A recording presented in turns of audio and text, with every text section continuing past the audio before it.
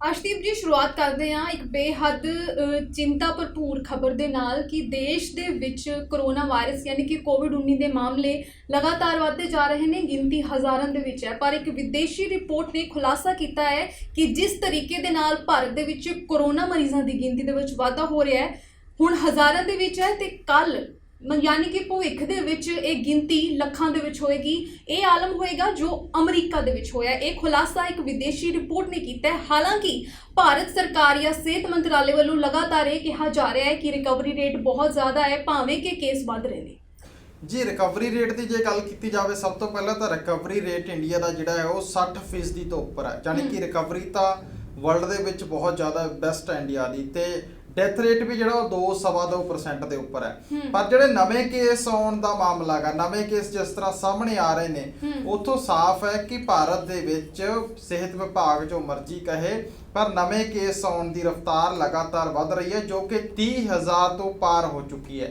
यानी कि 32 तो 35,000 केस रोजाना भारत दे विच सामने आउण लगे ने।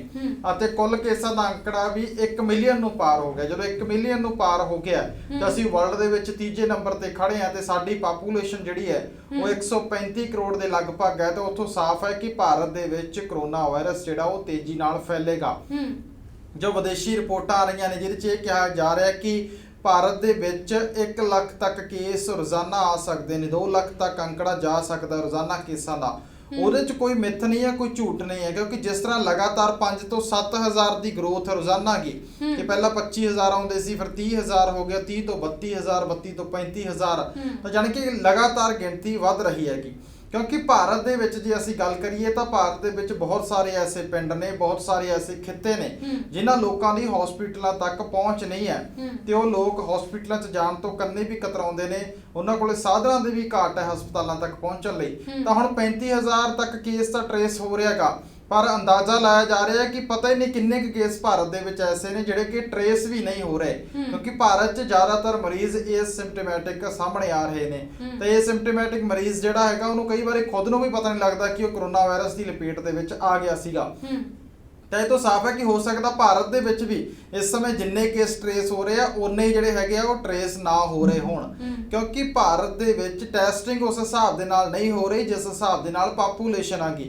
बेशक टेस्टां की गिणती बहुत वड्डे पद्धर ते वधाई गई है, टेस्टां की गिणती 2 लाख तो पार भी चली गई, पर 135 करोड़ लोगों के लिए इन्नी टेस्टिंग ना काफ़ी हैगी, क्योंकि साडा पापूलेशन जिस हिसाब दे नाल उस हिसाब नाल टेस्टिंग नहीं। तो इस करके हाले भी बहुत सारे केस ने जिहड़े अनट्रेस पए ने, जी तो साफ है कि भारत दे विच आंकड़ा हो सकता हुण भी 1 लाख केस तक रोजाना होवे। ते जो रिपोर्टां सामने आ रही हैं वो बिल्कुल सही है कि ज्यों-ज्यों टेस्टिंग वधूगी त्यों-त्यों नवे मामलों की गिनती भी वधूगी।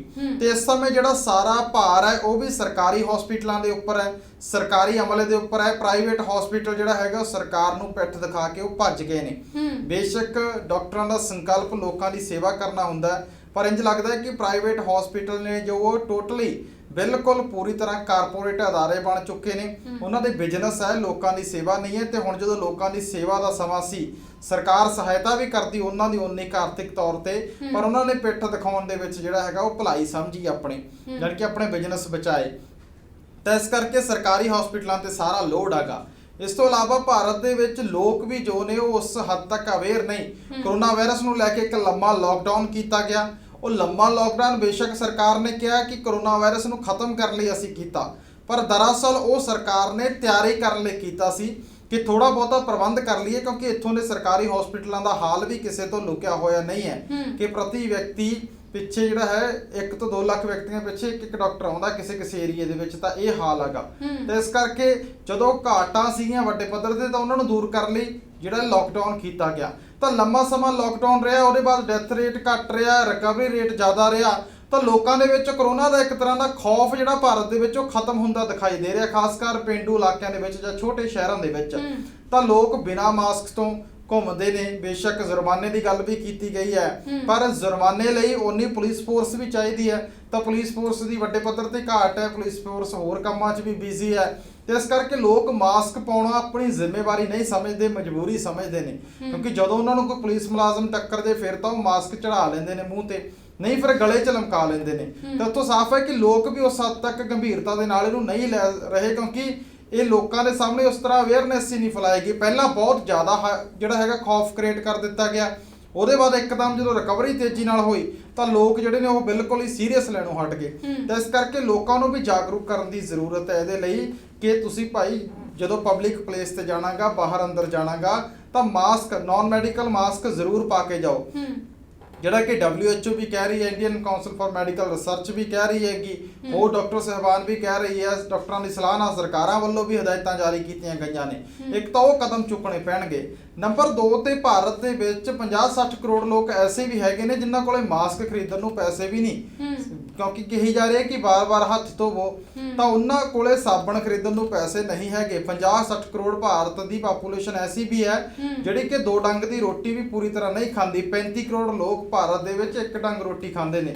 ਤਾਂ ਉਹ ਤੋਂ ਸਾਫ਼ ਹੈ ਕਿ ਉਹ ਪਾਪੂਲੇਸ਼ਨ ਦੇ ਲਈ ਸਮਾਨ ਪਹੁੰਚਾਉਣਾ ਸਰਕਾਰ ਦੀ ਜ਼ਿੰਮੇਵਾਰੀ ਸੀ, ਕਿਉਂਕਿ ਪਹਿਲਾਂ ਇਹ ਵੱਡੇ ਸ਼ਹਿਰਾਂ ਚੋਂ ਝੁੱਗੀਆਂ ਵੱਲ ਗਿਆ, ਹੁਣ ਝੁੱਗੀਆਂ ਚੋਂ ਇਹ ਵੱਡੇ ਸ਼ਹਿਰਾਂ ਵੱਲ ਵਾਪਸ ਆਊਗਾ, ਜਿਹਦੀ ਉਦਾਹਰਨ ਚੰਡੀਗੜ੍ਹ ਹੈਗੀ ਆ ਪੰਜਾਬ ਦੇ ਨਾਲ। ਤੇ ਇਸੇ ਤਰ੍ਹਾਂ ਇੱਕ ਹੋਰ ਚੀਜ਼ ਕਰਨੀ ਪੈਣੀ ਹੈ ਕਿ ਜਦੋਂ ਹਸਪੀਟਲਾਂ ਤੱਕ ਲੋਕ ਨਹੀਂ ਪਹੁੰਚ ਰਹੇ ਤਾਂ ਅਜਿਹੇ ਇਲਾਕਿਆਂ ਦੇ ਵਿੱਚ ਡਾਕਟਰ ਉਹਨਾਂ ਤੱਕ ਪਹੁੰਚੇ, ਕਿਉਂਕਿ ਧਾਰਾਵੀ ਜਿਹੜੇ ਇਲਾਕਾ ਸੀ ਮੁੰਬਈ ਦਾ, ਜਿਹੜਾ ਕਿ ਪੂਰੀ ਤਰ੍ਹਾਂ ਝੁੱਗੀ ਝੋਪੜੀ ਵਾਲਾ ਅੱਤ ਦੀ ਗਰੀਬ ਪਾਪੂਲੇਸ਼ਨ ਵਾਲਾ ਏਰੀਆ ਗਾ ਉਹ, ਤਾਂ ਉੱਥੇ ਮਹਾਰਾਸ਼ਟਰ ਸਰਕਾਰ ਵੱਲੋਂ ਡਾਕਟਰਾਂ ਦੀਆਂ ਟੀਮਾਂ ਉੱਥੇ ਭੇਜੀਆਂ ਗਈਆਂ, ਲੋਕਾਂ ਨੂੰ ਘਰਾਂ 'ਚ ਹੀ ਕੁਆਰੰਟਾਈਨ ਕੀਤਾ ਗਿਆ, ਉੱਥੇ ਡਾਕਟਰ ਤੈਨਾਤ ਕੀਤੇ ਗਏ, ਪੁਲਿਸ ਫੋਰਸ ਵੀ ਤੈਨਾਤ ਕੀਤੀ ਗਈ, ਤਾਂ ਉੱਥੇ ਉਸ ਹਿਸਾਬ ਦੇ ਨਾਲ ਕੰਟਰੋਲ ਕੀਤਾ ਗਿਆ। ਤਾਂ ਉਹ ਇੱਕ ਵੱਡੀ ਉਦਾਹਰਨ ਹੈਗੀ। ਤਾਂ ਇਹ ਕਦਮ ਪੁੱਟ ਕੇ ਸਰਕਾਰਾਂ ਨੂੰ ਚੱਲਣਾ ਪੈਣਾਗਾ। ਨਹੀਂ, ਅਮਰੀਕਾ ਦੀ ਤਾਂ ਪਾਪੂਲੇਸ਼ਨ ਵੀ 40 ਕਰੋੜ ਹੈ, 40-45 ਕਰੋੜ ਹੈਗੀ, ਭਾਰਤ ਦੀ ਪਾਪੂਲੇਸ਼ਨ 135 ਕਰੋੜ ਹੈ। ਅਮਰੀਕਾ ਕੋਲੇ ਸਾਡੇ ਨਾਲੋਂ ਪ੍ਰਬੰਧ ਬਹੁਤ ਜ਼ਿਆਦਾ ਨੇ, ਸਾਡੇ ਕੋਲੇ ਹਲੇ ਵੀ ਅਮਰੀਕਾ ਦੇ ਮੁਕਾਬਲੇ ਪ੍ਰਬੰਧ ਨਿਗੂਣੇ ਨੇ,